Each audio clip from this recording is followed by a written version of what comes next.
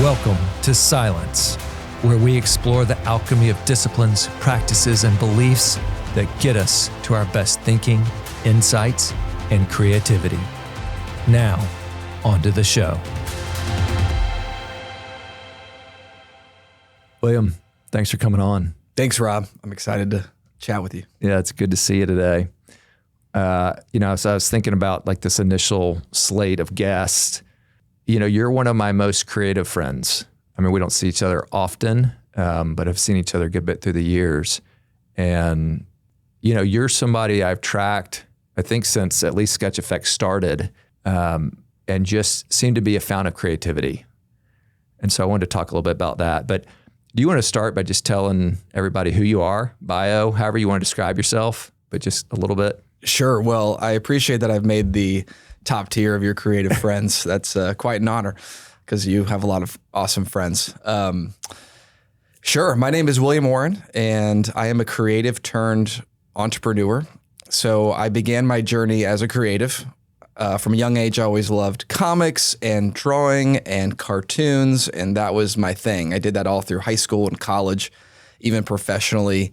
After college, won a bunch of awards, went to art school, got a master's degree in illustration, and then I ended up doing the next obvious thing that any young, ambitious creative would do. I got a suit and tie job working in a corporate office in a cubicle where I looked at emails and spreadsheets. Because that's what you're supposed to do, all day right? long, because that's what creatives long to do. Yeah. And that's another story for another day. And I was super grateful for that job. I was interested in exploring marketing and business and things like that. And that's primarily why I pivoted my career in that direction at that time. But for a few years, or rather a few years into that, I realized that I desperately needed a creative outlet. The creative part of my soul was slowly shriveling up. And so I started to inject creativity into my day-to-day 9-to-5 job just to have a creative outlet. And so what did that look like? Well, one, I started to doodle during meetings.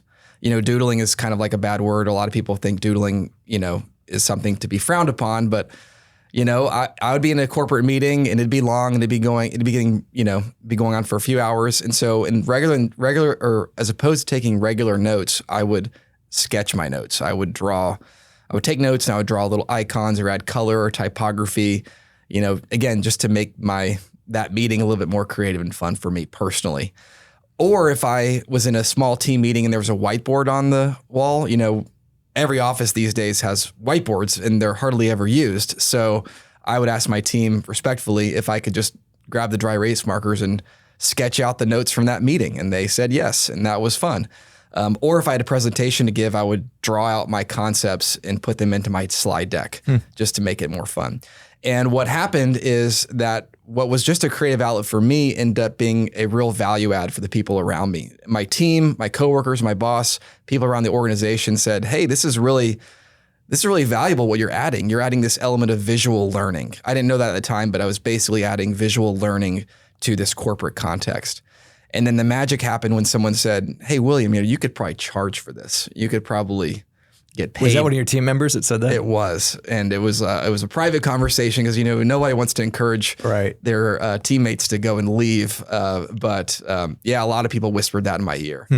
And so that kind of planted the seed of like this entrepreneurial dream that I could do this thing I loved, being creative, being visual, being a visual storyteller, but I could also meet a need in the marketplace, which was to help corporate teams, largely corporate folks, communicate their ideas in a more visual way, which boosts comprehension, retention, memory, actionability, all those good things. So started a side gig, a little freelance career, lined up a few clients, and then before long I had enough in the pipeline where there was a real viable business growing. And so I decided to quit that job and start the Sketch Effect and go full on into this entrepreneurial kind of creative business venture. And so that was about 11 years ago. Wow. And it's been quite a fun journey, ups and downs, highs and lows, but wouldn't trade it away. Yeah, 11 years. I mean, you've doubled the, I think, average lifetime of a business of 5 years. You know, they say like if you can make it past 5, you know, you're doing well. So, that's right. Yeah. And then you did a book. And what was Correct. that book about? And because that was last year, It was 2023. Yep. 2023. Yeah. Yeah, about a year ago. Well, when this recording launches, maybe 2 years ago. Right. Yes. So one of the interesting things about growing creative business is that over time, I have been doing more of the businessy stuff and less of the creative stuff. That's a big dilemma that any creative entrepreneurs have to deal with. And one way that I dealt with that was I decided to write a book. And I'd always wanted to write a book. I want to write more books. I love writing. I love drawing, obviously. And so I decided to write a book, not just a book, but a fully illustrated book. So for me, that was an incredible creative outlet during a season in which I really needed it. And it's called The Conquering Creative. It's on Amazon. Go get a copy, write a review, tell your friends. Yeah. And it's essentially a business book for creative people. I was once given the advice that you should write about what you know. Start there. And so when I wanted to write a book, I thought, well, what do I know about? This was about 8 years into running my business. And I thought, well, I know how to run a small creative business. I know how to launch a creative business and grow it. And so I decided to write a business book for creative people, essentially for people that love the creativity, but may not be as comfortable with the business side of things. So it's a lot of business basics. It's a lot of things around marketing and selling and productizing your creative passions. It gets into some stuff around community and just making sure you're keeping your own cup full as you are pouring yourself into your business. It's about strategy. It's about a lot of different business aspects that you don't learn in art school. It seems like there's such a need. I mean, we keep hearing about the creator economy, with the internet and social and other, so many new aspiring creatives or amateur creatives. Have you heard great feedback, and has it had a good reception? I've heard great feedback. And I think it's a very important aspect that's missing in a lot of creatives training. You go to art school because you love the art. You go to art school or you become a creative or you want to launch your own business because you love the creativity, the product, you love what you make. However, there's a big gap in business knowledge and business understanding in that if you want to make this creative thing, if you want to make your creative passion a profession, you've got to also get good at this businessy stuff. Yeah. And a lot of creatives naturally don't want to. That's why they pursued creative work in the first place, because they don't want to look at spreadsheets. They don't want to draft proposals and they don't want to do sales calls. But unfortunately, that's a necessary part of being a professional creative. And a lot of creatives who can't get good enough at that end up falling back into doing their creative thing as a hobby. Yeah. Which is not a bad thing. I'm not knocking on that. There's a lot of great people doing creative hobbies and then doing careers that are not quote unquote creative. Yeah. But if you want to have a creative career, you've got to get good enough at the businessy stuff to make that creative business viable. Yeah. It's like a key to a new world. Because I imagine too, if you can't do this, you go back to work for somebody else, even doing creative work. But I know that would probably be limiting, for a creative to go serve under someone else. Not that it's a bad journey probably, but Right. You're limited in what you can do. And I think some of the possibility of owning your own business is kind of world's your oyster. Exactly. You get a lot more freedom. You get a lot more autonomy.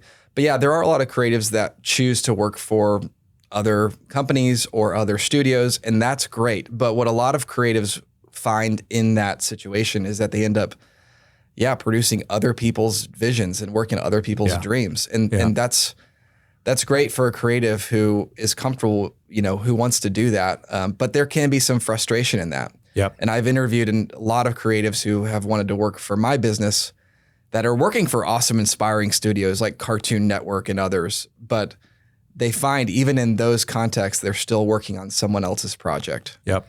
And that ultimately does feel a little bit like work. Yeah. And so, I felt that rub over the years working with graphic designers, and I'm fortunate to work with some great ones now, and I get it. It's like I, as the business owner, or at least the client who's paying for it, need a certain deliverable.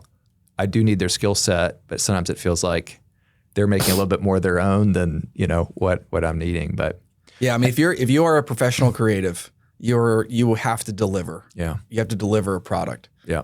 You have to ship. And so you either ship for somebody else or you ship for yourself. That's right. Isn't that Seth Godin? Ship. You got to ship. So. You got to ship. Yeah. Hey, I've read a bunch of his books. Jump back real quick. Thanks for telling that story.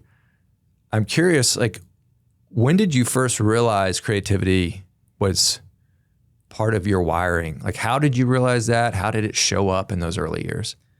I feel like it's something I never was even aware of it showing up. It just was always there. Yeah. And like a lens through which you viewed the world. Correct. Yeah. My parents will tell stories of us sitting in church and me taking the bulletin cards out of the the back of the pew in our Baptist church. The drawing pad? Yeah. The donation card or the sermon notes or whatever, and sitting in church and just drawing and doodling and distracting the people around me, of course. So that's probably the earliest memory, but I've been drawing since I could hold a pencil.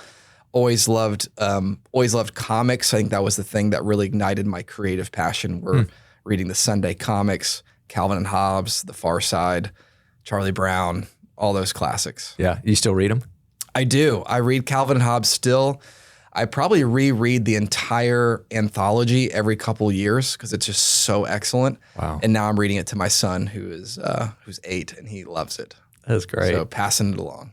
And is there creativity in your lineage? Like, can you look at your parents or grandparents and say, like, yeah, one of them, my grandmother or whatever, had that gene or whatever it is? My two parents immediately, or probably would say that kind of came out of nowhere. Yeah. Neither of them would be considered classic creatives. Yeah. I think they have creative tendencies and there's some creative aspects of it. Yeah. I have some aunts and uncles and people like that have been more or less creative.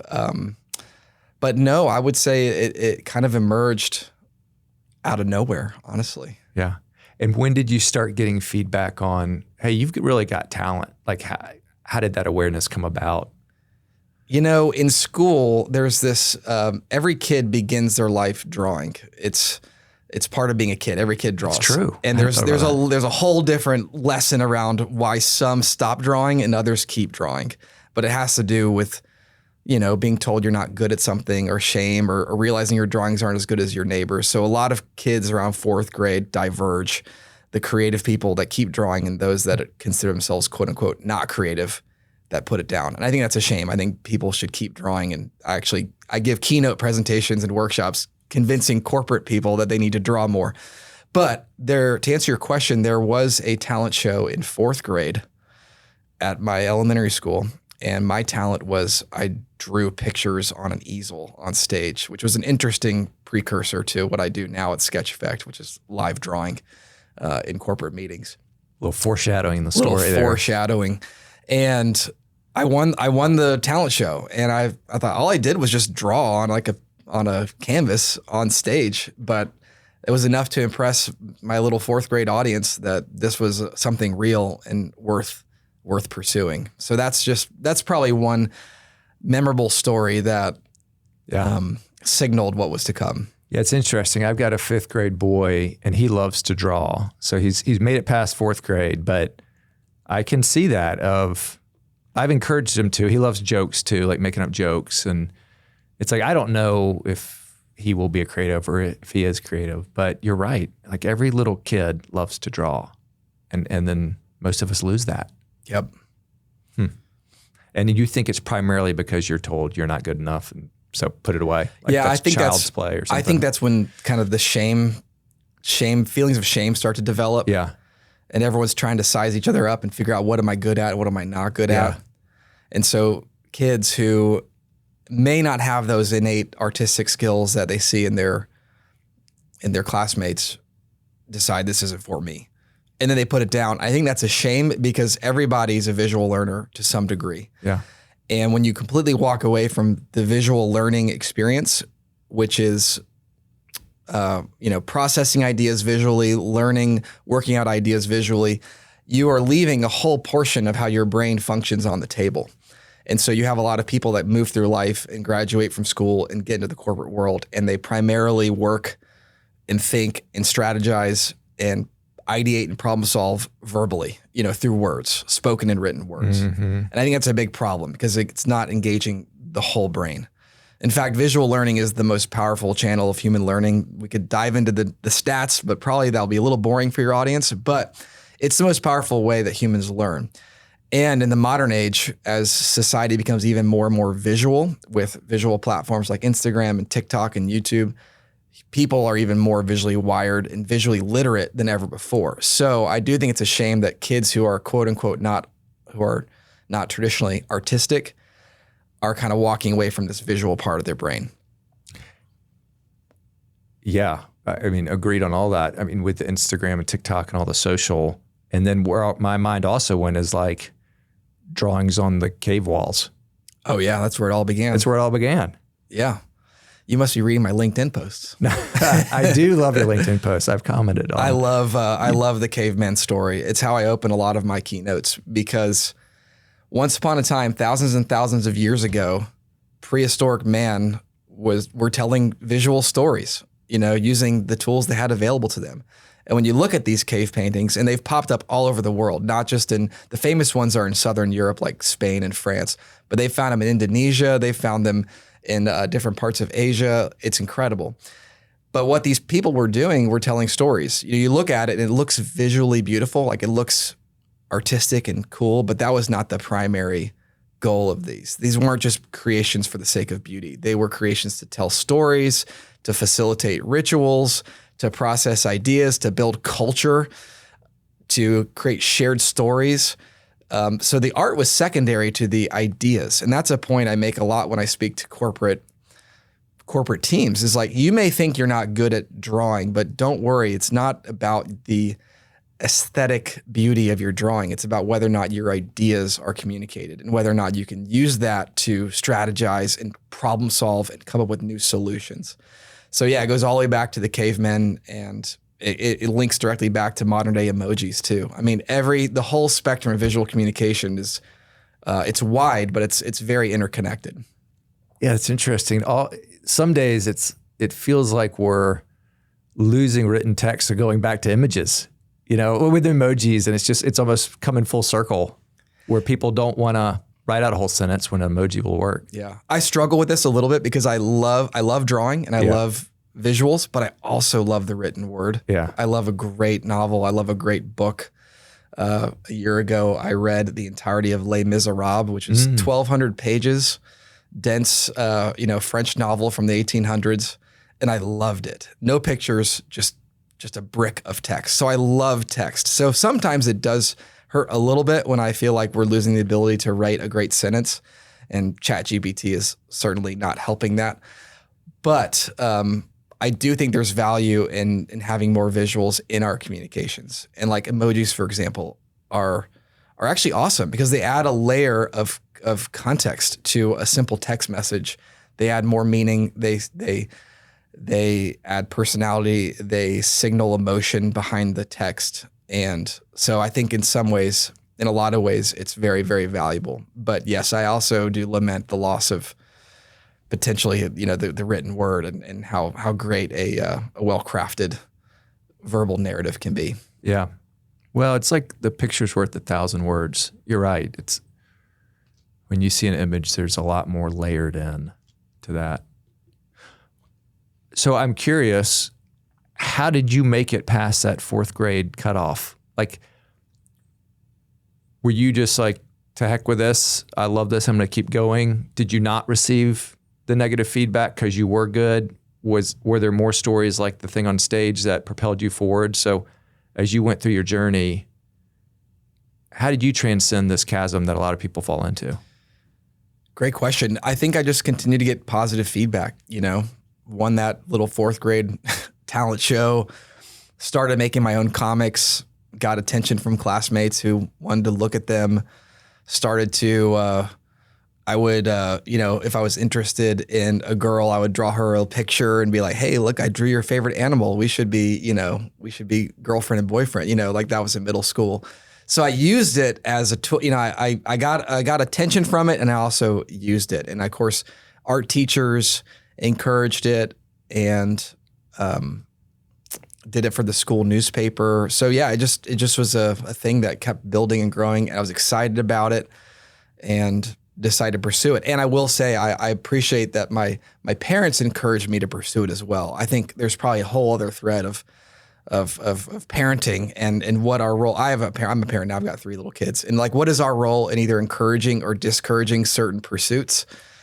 You know, I could have had parents who said, "You're never going to make a living doing this. Go be a lawyer. Go be a whatever." You know, my dad's a doctor. Never felt pressure to go to medical school from my dad. He encouraged my creative pursuits. So I think that's another valuable aspect is encouraging kids, encouraging people if they have a talent and it seems viable to encourage them to pursue that. Yeah. Well, you've got great parents. I do. Yeah. I know. Shout out to them. them. And then in that season, were there things that inspired you as a kid, or places where it was best to draw, or like spaces, whether it's physical space or just emotional space, or were there any ingredients, as you look back, that like, yeah, this is where the creative juices started flowing?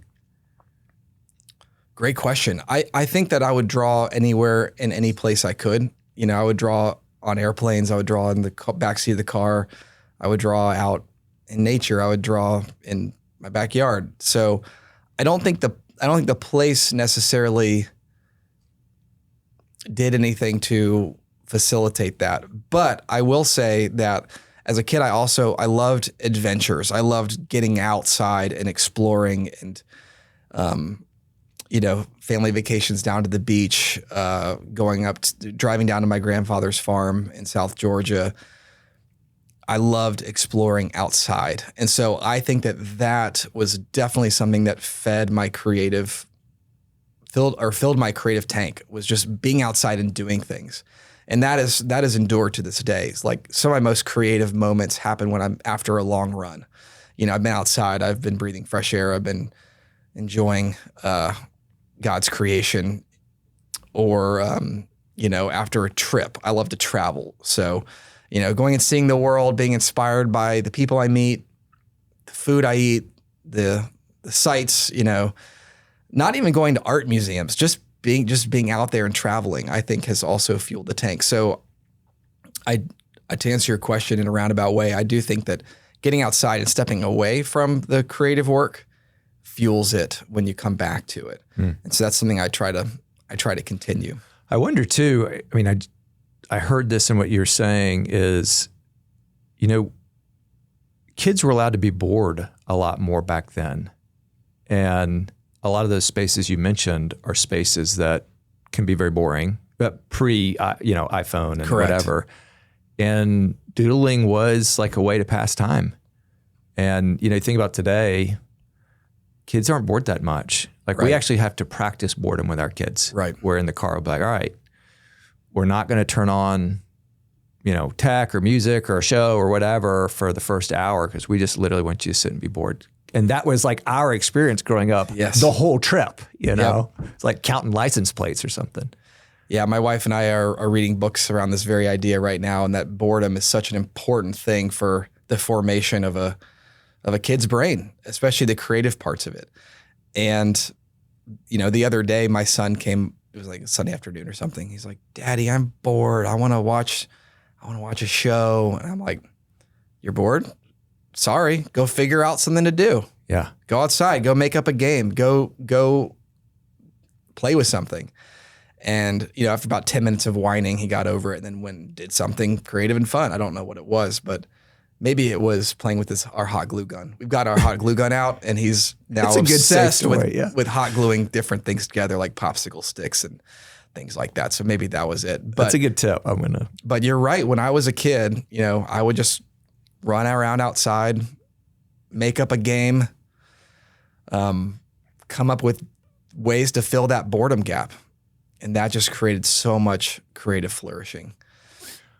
Well, and two, not to be too leading here, obviously the title of the podcast is silence, but there's probably something even in that of like boredom, silence, like you have space to think, like you said, like it gives your mind space to develop and to wander versus always having inputs.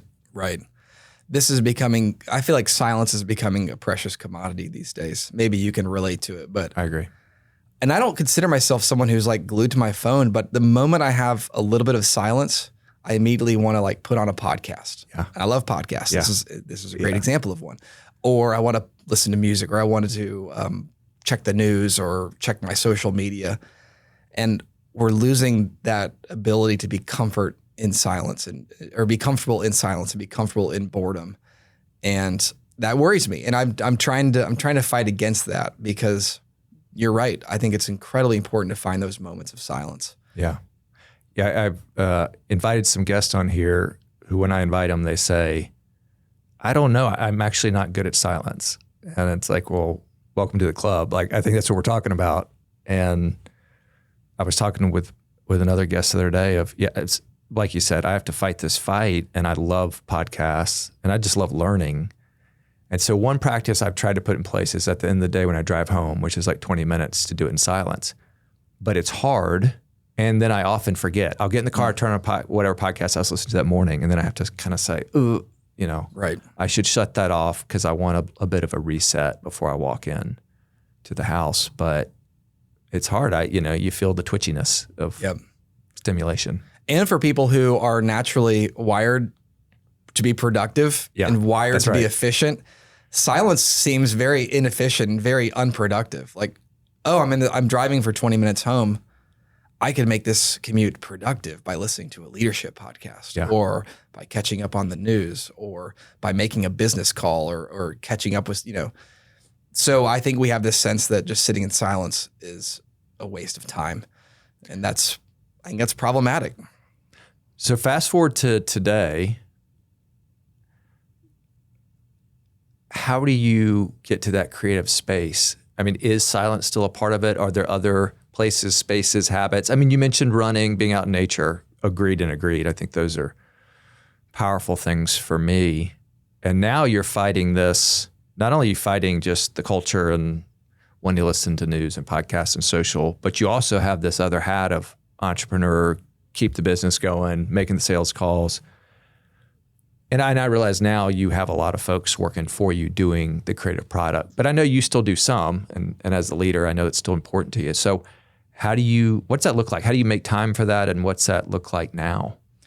Well, that is one of the catch-22s of running a successful creative business, because if anyone's read a business book, especially one like the E-Myth or, these classic business books, the whole idea is to replace yourself. It's to get someone else to do the various aspects of the business so that you can then go and work on the business. It's a classic business principle, working on the business versus working in the business. Yeah. And the irony and the catch-22 with creatives is that to grow a successful creative business, you do have to get other people to do the creative parts of the work. And then what happens is, and this is my situation, or has been my situation, all of a sudden you realize I'm hardly doing any creative work anymore because I've got people doing it. And that's amazing. It's a great business. But for a founder like me who does have a creative soul, you have to keep feeding it. And so we talked about the book. That was one way I did that during that season. I have a couple other creative projects that are bouncing around my brain right now. I'm trying to figure out which one to pursue next. But I have told my team, I said, yes, I don't want to be doing all the creative work, but I need to do some. So they plug you into certain engagements. They do. So I told them I want to do one client engagement a month, essentially, one live event. One of our core services at the Sketch Effect is called graphic recording, which is essentially doodling. It's like visual note-taking, kind of what I did in my previous job. And so I said, if there's, for our graphic recording gigs, we call them gigs, if there's any that are in Atlanta, I'd like to do them. Or if they're in a really cool location and the client's putting me up in the Four Seasons in Honolulu, then I'll take that one. I'll take one for the team. Yeah. But yes, I do have to make sure that I'm keeping that in my schedule. And it's also very important for me as founder and CEO to stay close to the product and stay close to the front line. I mean, that's also a classic business principles. You don't want to get too far from the front line. So not only is it feeding my creative soul to do these client engagements, but I'm also staying close to the product. I'm talking to clients. I'm understanding what people are enjoying, what they're frustrated about. So it helps me to think more strategically about the business to do this from time to time. But and nurtures, I would imagine, your soul, like gives you the passion to keep going. Yeah. I mean, I imagine as a creative, like I've got to have that outlet or I'm feeling like I'm not living into my full self. Exactly. And it helps remind me how cool our business is. You know, like we have a really cool business. I love the Sketch Effect. But when I'm behind my desk and looking at emails and dealing with maybe problems and trying to, you know, looking at spreadsheets all day, I can lose touch with just how awesome the business is and why I started in the first place. So yes, going back and stepping back into the field and doing the creative work feeds my soul and also feeds me emotionally by reminding me just how grateful I am to get to have a business that does what we do. Yeah, it's so unique. I think that's a great part of your story. Do you find creative satisfaction in building a business? I mean, it does take a lot of creativity, even though there's maps out there for, you know, the bigger principles, but everyone's different. Yes, I have. That's been one surprising thing about this journey is I've loved the business side of it. I've really, really enjoyed the creativity that goes into shaping strategy and the creativity that goes into marketing and sales and I like winning too. I'm a competitive person, so it's fun to win. It's fun to grow, and thankfully we've grown steadily over the years. So I enjoy that, and yeah, I think it's really cool to apply creative principles to the business world. I think more businesses should do it. I mentioned my keynotes and workshops I do. That's a big thing I champion is that businesses and teams should be more creative. They should be more creative in how they think through strategy and how they problem solve and ideate and collaborate. And because I think it creates tons of value. Yeah, talk a bit. I wanted to go there, and so you've read my mind, but I agree. Business world needs more creativity. Like, what's that look like? Why? I mean, you've hit on it a little bit, but suggestions you'd have for how to start incorporating that? I mean, you talked about the visual learning. Anything else? I would encourage people to start with what they have, and most everybody will have a whiteboard and sticky notes. You know, start by thinking visually about a problem. If you're working through a big question, draw simple pictures of all of the key players. Try to map out how they relate to one another. Try to draw out, like if you're working on a strategic roadmap, actually draw a map. Draw a picture of what the destination looks like. Start to use principles of visualization. You know, athletes use visualization. People that are working on goals use visualization. It's essentially creating a visual of your ideal outcome, like of you accomplishing the thing. Do that in the business world. You know, I think there's a lot of ways to get started, but I would just say use what you have.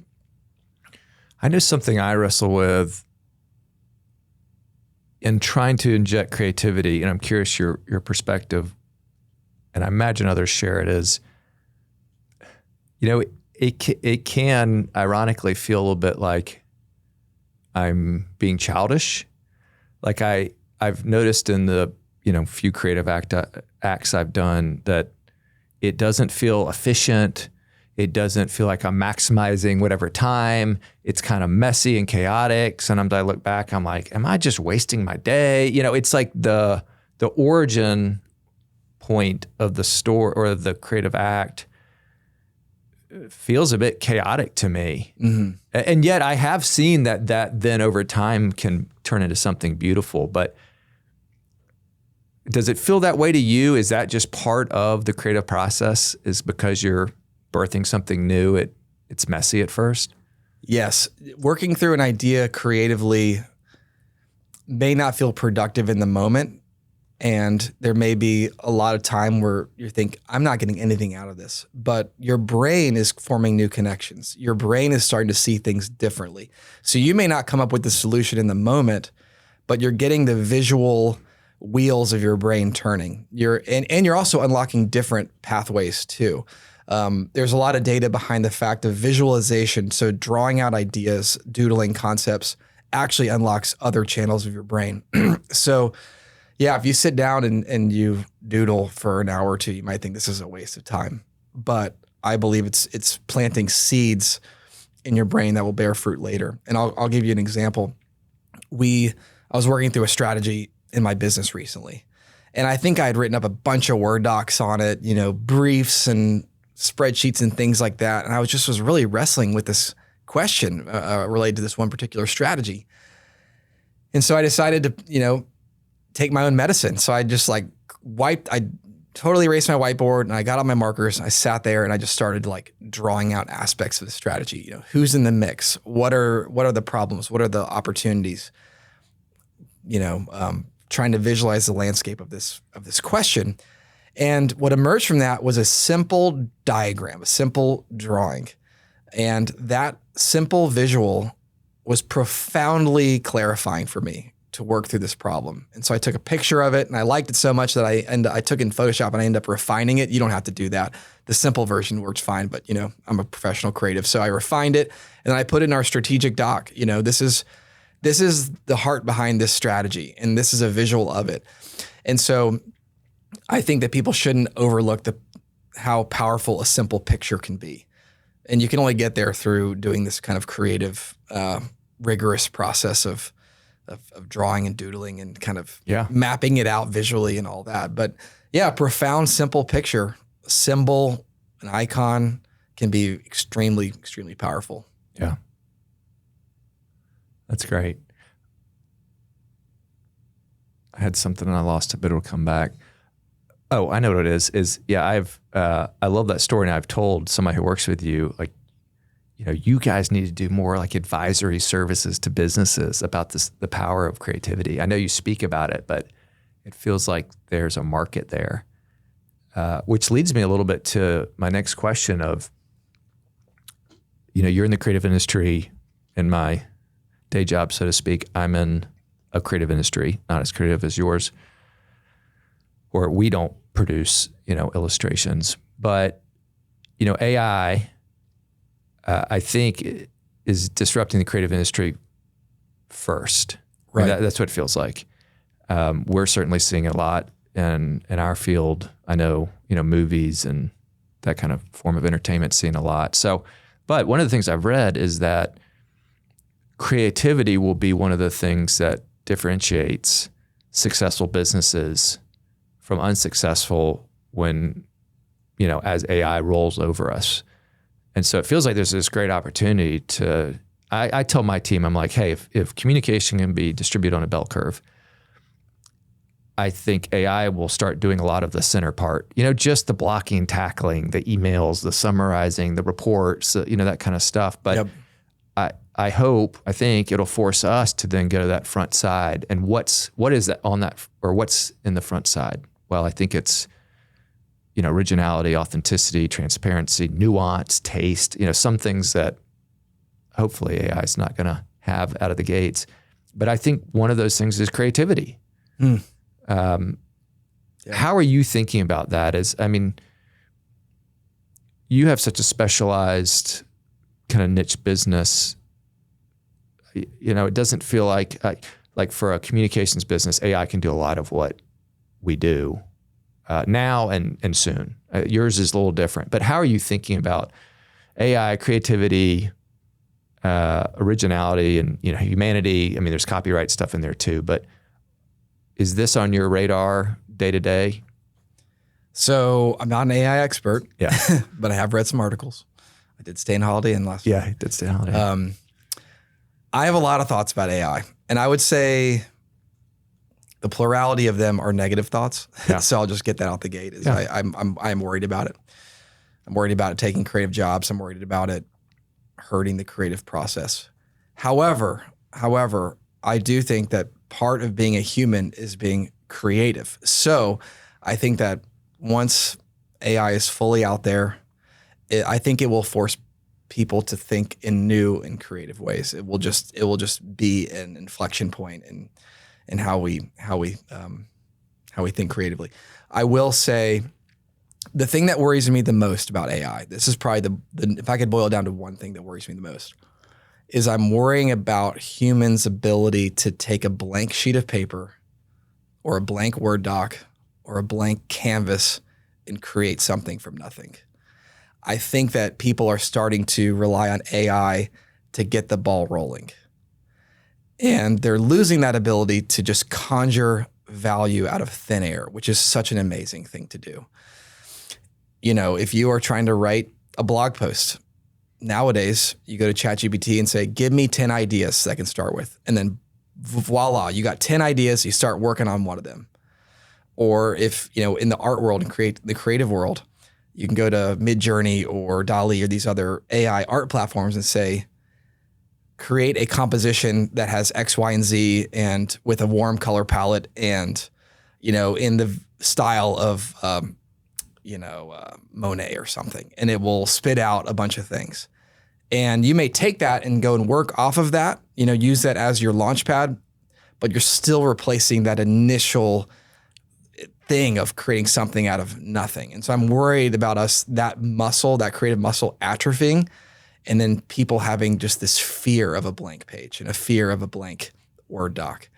And so that troubles me a little bit. And so I'm hoping that schools and institutions still support that idea of like starting from nothing and creating something. Yeah. Because that is magical. Yeah. And going back to the business of the sketch effect, I do hope and I think that our core product of graphic recording will maintain its allure in the age of AI, because that's what our artists do. We show up at events, we have a big blank canvas, and as a meeting is unfolding, the markers are squeaking, the ink is coming on the page, and you see this beautiful visual recap being produced like magic before your eyes. So I'm hoping that that our service will remain valuable and even be more valuable in the age of AI. That's my optimistic outlook. Yeah, agreed on all that. And, you know, something else I read, and very similar to creativity, is I saw a piece saying that we're entering into the age of ideas, that for a long time, ideas, are a dime a dozen, so to speak. You know, it's like, how many times you've talked to friends, I got this great idea, you know, or don't tell anybody. Yep. And when you're young, you're like, okay, I won't. Yeah, it might get out, you know. And then now you realize like execution is the biggest part of this. Not Right. that a good idea doesn't matter, but it's can you then persevere and put all the pieces together, and that's what makes a good business. But the point this article is making was with AI and then AI agents, if they truly get to the point where you can kind of send these bots out to do a bunch of stuff, it'll really be the best ideas that win more so than the execution. Now, there's a lot of gray in that, but to your point, the person who can develop something totally unique from a blank canvas, an idea, an artwork, the originality, it sounds like may still win the day. And then you can tell AI, hey, go take this and post on Instagram and do all this other stuff, all the things that I don't really want to do. But hopefully the best idea still wins. I think they will, and I'll tell you a story from history. For those who are familiar with art history, in the early 1900s, Impressionist paintings, or Impressionism became a big thing, and then Modernism, and then Surrealism, and then abstract. All this stuff happened in the late 1800s, early 1900s. What else happened in the late 1800s? Photography. All of a sudden, it was not as important for painters to be able to paint a photorealistic landscape or a photorealistic scene. So what did painters do? They reacted by creating these new ways to paint. Impressionism, Surrealism, abstract painting, Modernism. And so that was a reaction to the technology of the age, photography. So I think and hope and believe that there will be an equal creative reaction to AI. AI is producing all this stuff. And I think that creative people will react to it and then create the next new thing. And so I'm excited to see what happens. And I do think from the AI I've seen, it all seems very streamlined. Like I can tell it all seems very It's all the. I mean, it feels the same. Like AI washed. I can. saw that. Yeah. AI it all wash. feels a little similar. And like I noticed blog posts and LinkedIn posts where I'm like, this was definitely ChatGPT. It's like the same wording, the same kind of cliche phrases. So I think AI stuff will probably become cliche, and then it will be boring and passe. And then the real innovators, the real creatives will come in and make the next new thing. Yeah, let's hope. Well, and something you said stuck out of the tactile, raw, sensory experience. And like when you have an artist come, it's not the same person every time. They're going to look a certain way, have their quirks, they're human, they're, vulnerable and beautiful. And it's like they're their own person. And then the experience, you smell the markers, you hear the squeaks, so it's like, I think we'll get to a place where we miss that and we want that and we crave that, like putting your hands in the dirt, Right. Everything feels sanitized. Exactly. Like during COVID, we were told, oh, virtual meetings are just as good as in person. Right. A virtual birthday party is just as good. Yeah. And I was glad that we had that option and my business benefited from, we survived because we could offer a virtual version of our services. But let's not kid ourselves. There's nothing, Right. You cannot replace being face-to-face in person with people. And I think the same thing goes with AI stuff. It can be good. It can replace certain parts of the creative process, but it cannot replace that communal, like creative spirit of being together face-to-face with people in the room, working things out, creating whatever it is you're creating. So I do think there will always be a place for that handcrafted, Yeah. bespoke, From the artist. created thing. It's like makes me think my kids love turning on like the fake fire on the TV at home, which is cool. Like I'm glad we have it, but it's like, that compared to the real smell, feel, sounds of a fire, it's very different. Yes, exactly. So what's inspiring you today? We've talked a little bit about the ingredients for creativity. I imagine one of them's inspiration. Some of it's probably, or as we've talked about, space to process and get there. But where do you find inspiration today? I find inspiration in two primary places. One is travel. I mentioned that earlier. Yeah. I love seeing the world. It's probably my most favorite thing to do, especially when I'm with people that I love, like my family or my friends. When I travel, I just feel so inspired and filled up. I love it. What is it? What is it about it? I think it's a combination of picking a destination and planning and kind of the anticipation, working up to it, looking at this place on a map over and over and over again, then being there on the ground. And so you've seen this thing on the internet, you've looked at it on a map, and then you're there. And then it's just like taking in the sights, the sounds, the smells, the food, all that, meeting people, hearing stories, taking in the beauty of the landscape, architecture, art, murals, statues, things like that. And then coming back and then reflecting on that adventure, I just think inspiration and creativity naturally flows out from that. Like you made it back. I mentioned adventure earlier. I love adventure. You made it back from the adventure. Half of the value, maybe the majority of the value of an adventure is reflecting on it after it's done. So that's a huge source of inspiration for me. And I try to carve out time to travel, even if it's just like micro travel, like seeing a different part of Atlanta I've never been to before, or like, oh, there's a park on the map I've never been to. Let's go there. I still consider that travel. It's an adventure. It fills me up, inspires me. The second thing is reading. I love reading. Mentioned books earlier. Reading fills me up with a ton of inspiration and new ideas. I love reading books, and I think that that's one of the most, and this is no shocker, but reading books is, I think, one of the most valuable things that people can do. I think there's so much value that comes out of reading books of all different kinds too. Different genres, different categories, different authors.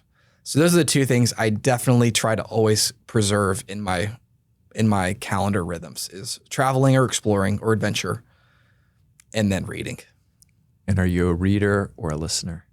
I am a reader, and I feel very passionate about this. Readers do feel very passionate about that. I've gone to the dark side and listened to a lot. I think there's value in listening. Yeah. I think there's value in it. But It's different. It's a different experience. I think it's different than reading. Some of words it on a was page. practicality of, different bedtimes and Yeah. wanting to keep going with my book. Efficiency and productivity and all Yeah, that. that's I get right. It, It rules the day. Is there a favorite book or two as a creative that has been a lot to you? I mentioned Les Miserables earlier, Yeah, and it beautiful was the best. story. It was the best book I've ever read, and I've always loved the musical. I love the songs, and the story is just so profoundly inspiring. Holy moly! If you want to be inspired, go see Les Mis, watch the movie, and if you want to invest several hundreds of hours of your life, read the actual book. I was so filled up by that book, and I wanted to read it again. I'll probably wait another 20 years or so before I tackle it. It's a behemoth of a book, but 1,200 pages? 1,200 pages, yeah, and it's like dense. But the story is just incredible. The characters, the context. There's historical context. There's tons in that book. But another book I read that also inspired me a ton was Endurance, about the Ernest Shackleton story. Love that. Yeah.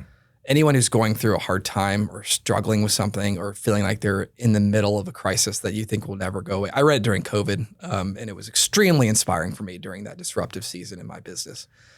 I draw a lot of inspiration from historical stories, if you couldn't tell. Oh, yeah. So those are two that really come top of mind for me. And there's plenty more. I have to look at my bookcase. I've got a big old bookcase in my office where I put all my tomes. Yeah, I love Endurance. I love this type of books.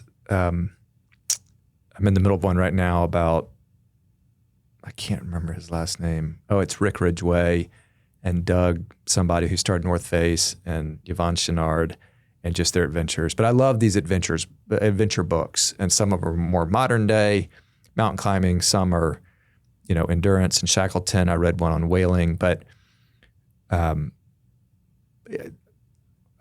this is probably not true, but you do read a lot of the older ones, and it's just unbelievable what some of these people went through. And I know that those stories are still happening today, certainly outside the first world. But Right. But these early explorers that didn't have, GPS technology on their phones and were away from their families for months and may never come back, and they may never find them. The world was so much more mysterious, and this adventure and the grit and tenacity. And anyway, it's inspiring to me. So I agree. It really is. That reminds me of one of the classic dinner conversation starters. Like, if you could live in a different time period, Yeah. what would you be? Yeah. Or what would you choose? And I always say I would love to live during the age of exploration, when the world was being mapped out and there was unknown places on the globe. And I think that would just be really interesting to go back to a time when there were still things to discover and maps to be drawn. And that goes back to my love of visuals. And, I love maps, and the thought of the map being not filled out is extremely interesting to me. Yeah. Well, let's pull on that thread, because I agree. And something I brought up before with other guests and that I think about is, is the age of exploration and adventure kind of over? And I often reference astronauts, and all of these folks we talked about would fit this bill, but they're going to do something extremely dangerous. It's new. They have no idea really what's out there. I mean, as you watch some of these historical films about the first astronauts, and it's like, do we still have those people and those challenges, these iconoclastic, or iconoclasts out there? But as it relates to you and creativity, a question I had was, has the internet and social media opened up, you think, creativity, or stifled it? And I'll give a bit more context. Is, on the one hand, it's great. We're all connected. You can see all these different ideas. You can kind of travel the world from your laptop. So you have all this broad exposure. And yet, is there any sense that everything kind of starts to look the same because everybody's just copying each other? I mean, are we spending enough time online to go actually create something original? Or you hop on social media, and you could make both arguments and guess to have, but a lot of my sense is everything kind of just looks like the trending thing. And yet there still are pockets of individual or originality. So how do you view it? Do you think technology specifically the connectedness of internet and social has helped creativity or hurt it? I think it's your classic double-edged sword. I think that there are a lot of creatives who get on and they scroll and they scroll and they scroll, and then they enter a place of demoralization where they're like, oh, I can never create that, or I can never be that good.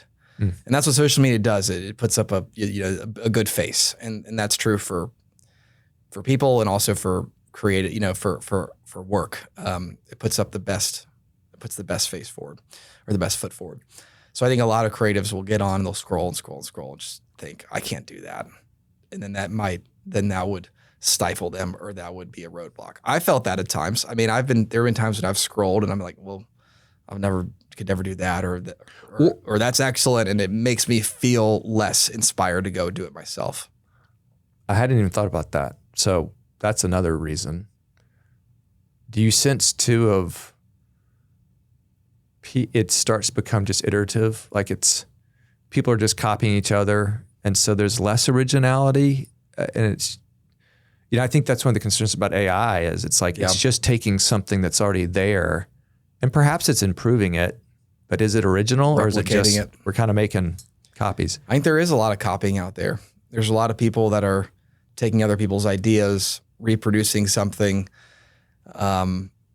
just borrowing and stealing from other people. However, I think that the other edge of the sword is that it can also be a great source of inspiration. Sure. But you have to approach it with a disciplined mind. You have to go on there knowing that you are going to absorb this as a source of inspiration, not as a way to get demoralized or feel jealous. And then you have to cut it off, and then you have to go create. You have to actually go and do the thing and actually produce. Yeah. And I think it takes a very disciplined person to approach social media that way. Yeah. I'll voice this because I think this gets to the heart of what I wrestle with is,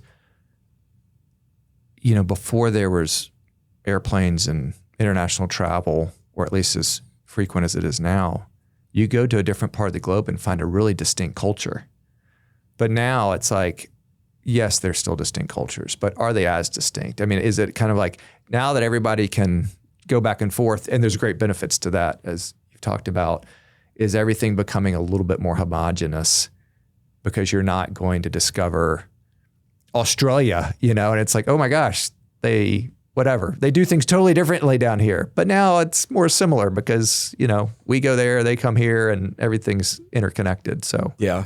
Feels the same with internet. And there's pros and cons. I can go be inspired by that, but then all of a sudden do the cultures seem more similar than they are distinct?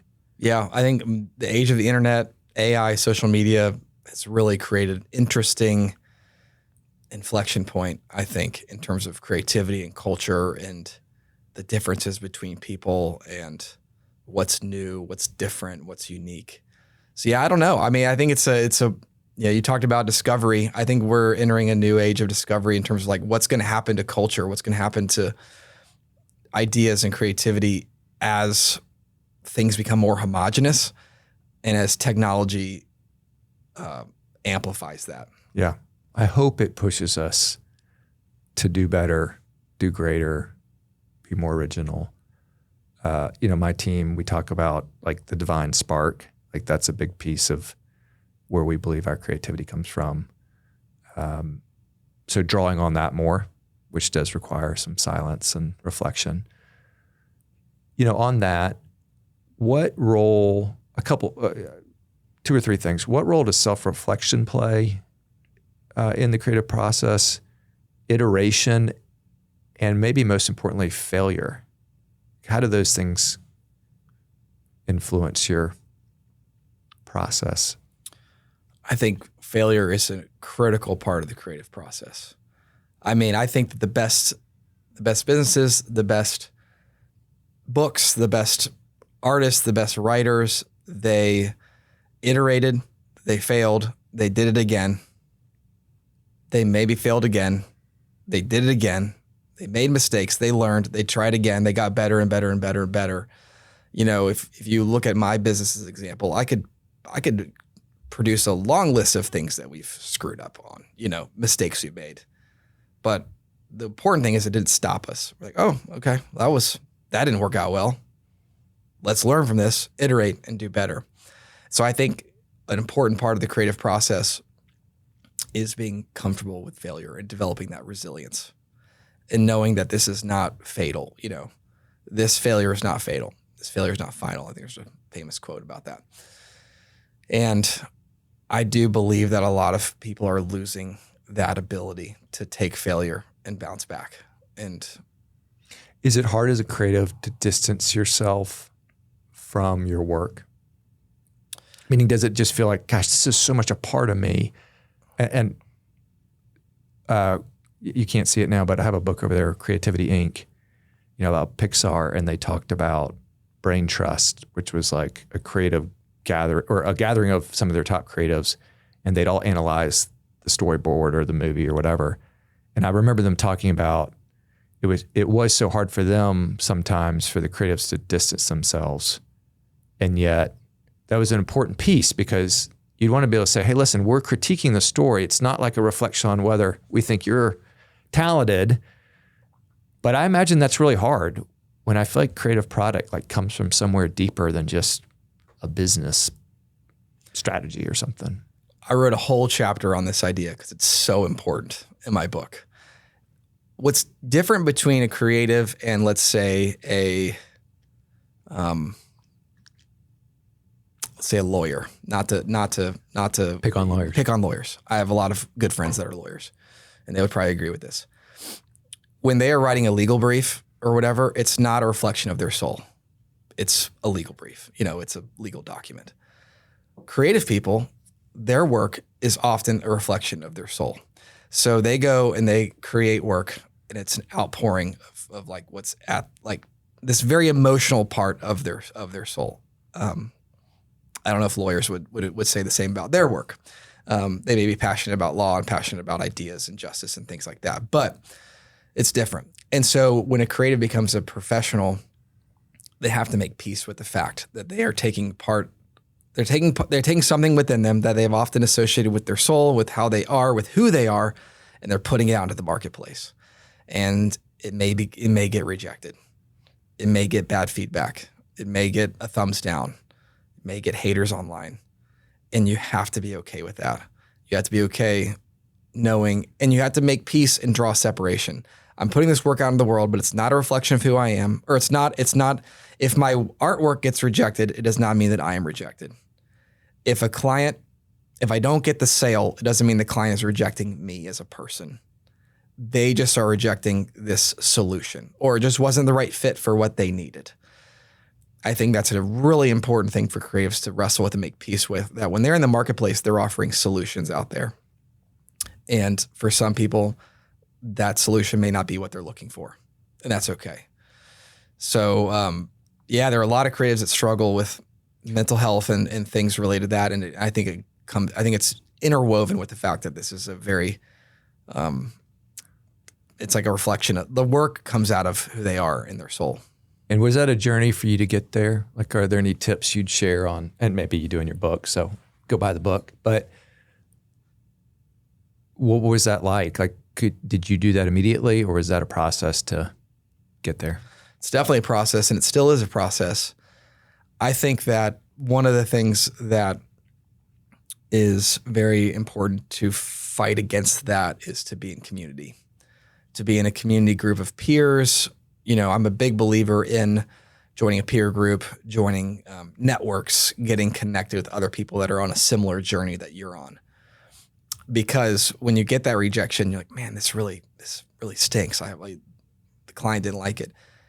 You could go into a deep, dark hole and just stew over that. What happened? Why didn't they like it? They didn't like me. But if you're in community, you have people speaking truth to you. You have people reminding you of important things like, hey, you're a business. It just didn't work for them in this case, but try again, or you have all these other clients.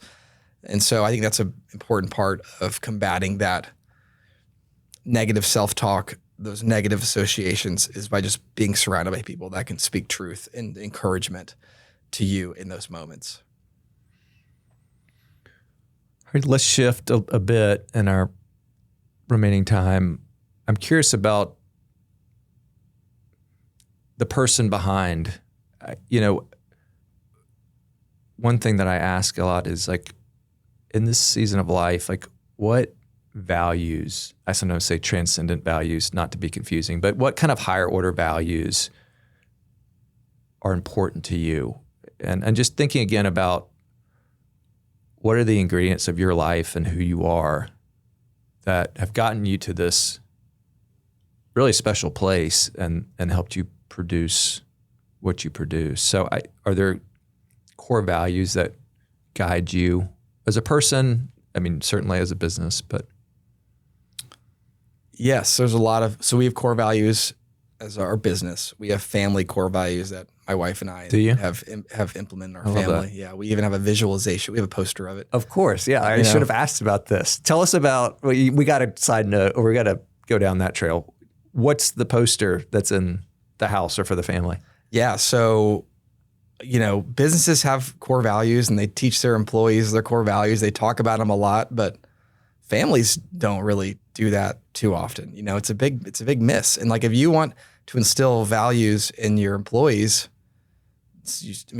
then even more so, you should want to instill values in your kids. And so I'm a big believer in visualization, obviously, of having pictures of things, diagrams.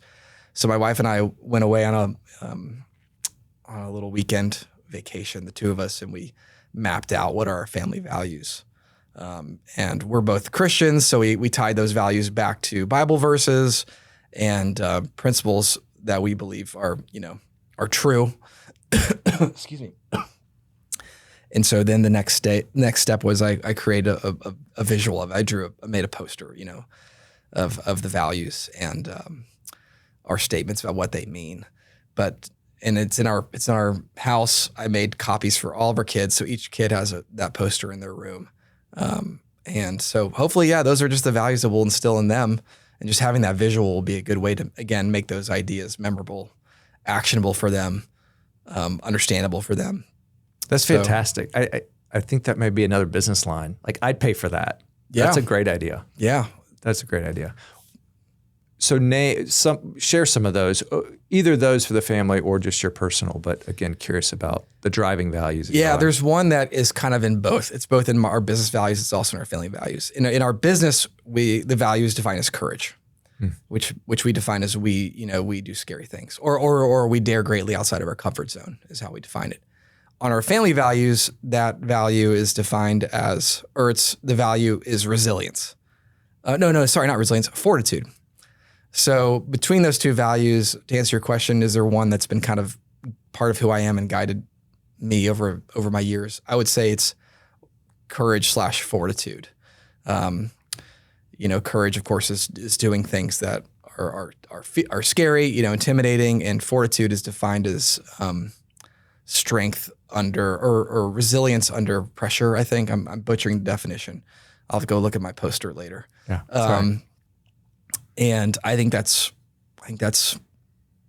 a value that I think is very important for entrepreneurs, for creatives, for anyone doing anything important or meaningful. Is you've got to approach it with courage, because it's going to be hard. You're going to get knocked down. You're going to get those, you're going to get the bad feedback. You're going to have a failure. But what matters is, can you get back up and do it again? Can you do scary things? Can you put yourself out of your comfort zone? That's also where growth happens, where creativity flourishes, is when you step out of the norm. That requires courage.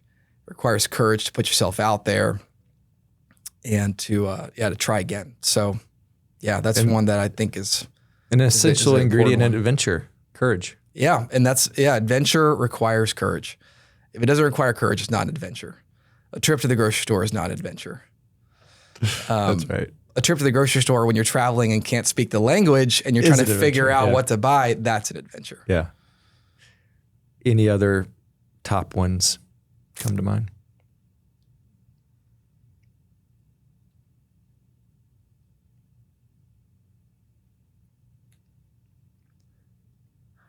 I would say another one that is a business value of ours is positivity. And on our family values, I think that manifests itself as compassion. That's the value on our family values poster, is compassion. I just think you just got to be nice, just be friendly, be a kind person, be a good person, be a decent person. That is becoming a a valuable commodity these days. There's a lot of jerks out there. There's a lot of selfish people, a lot of people that are not friendly. And I think that will get you far in life. It's just being a friendly, good person. I think it's not in vogue as much anymore to just be a nice person, a nice guy, like hustle, work hard, try your best, but like just smile and be friendly to people, If a client's rude to you, just respond with kindness, Gosh, not to be walked over, but, just be friendly, be kind. that's a lesson that I've learned, though not from doing it the wrong way necessarily, but being glad that I did it the right way of like, don't burn bridges, especially in business. That's a huge lesson I teach creatives in people when I coach. It's like, don't burn a bridge. Yeah.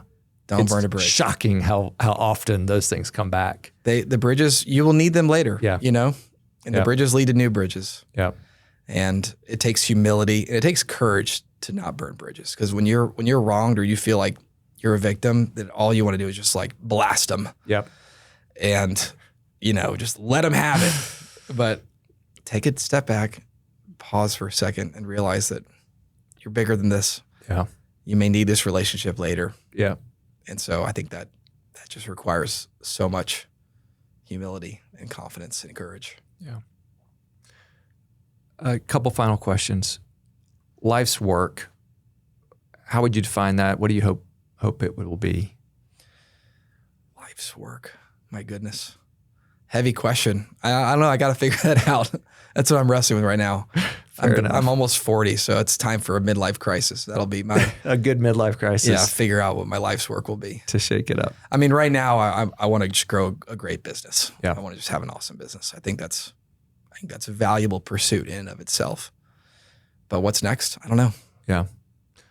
We've hit on this here and there, but finally, what role does challenge play in your development as a person?